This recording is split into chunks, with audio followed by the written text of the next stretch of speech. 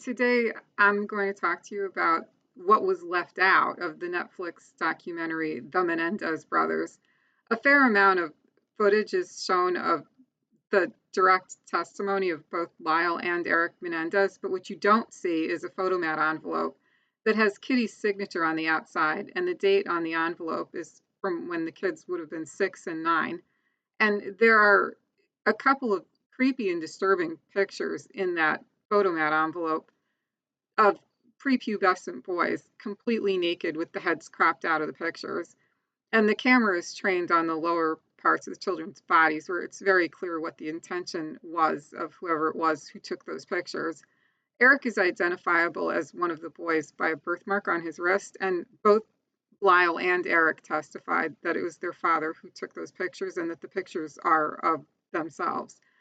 There was also testimony from a cousin of theirs whose name was Andy Cano, who testified that when Andy, was 10 and Eric would have been 12, Eric told him in rather graphic detail about some particularly inappropriate behaviors by the father. It was very, very, very similar to the conversation Diane Vandermeulen claimed to have had with Lyle when Lyle was 8.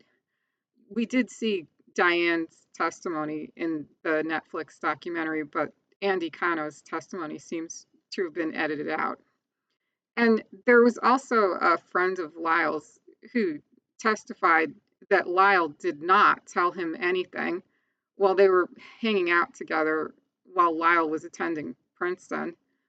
But a journalist who does appear in the Netflix documentary, whose name is Robert Rand, had interviewed Donovan himself and had an audio tape that was played at the trial of Donovan telling Robert Rand that Lyle had told him that Jose had molested both Lyle and Eric. Donovan listened to the tape and said that that was his voice, but that he didn't remember having that conversation. And there was also a child abuse expert named Carrie English who testified that a medical record of Eric at age 6, having been treated at an emergency room for the injury that he had to the back of his throat, was consistent with child sexual abuse. So, putting this all together, this is what was left out of a documentary that was intended supposedly to tell both sides. There was also a fair amount of interview footage with Pam Bazanich, who is obviously a very, very, very, very, very angry, bitter woman. She was the prosecutor in the first trial. She failed to get a conviction.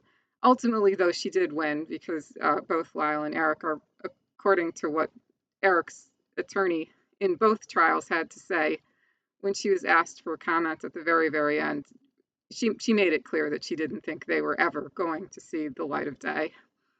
Anyhow, thanks to anybody who's still listening to this. If you want to know, though, what really happened, the closest you can get is to just go onto YouTube and watch trial footage of the first trial, which was aired live. You can also find transcripts, by the way, of the retrial where they did not allow cameras in the courtroom. But the transcripts are online if you know where to look for them. It probably takes a minor amount of digging. You can also go on the website for the journalist Robert Rand. He has some information and documents on his page that are kind of interesting.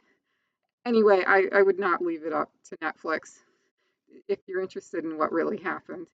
Anyway, so thanks everybody.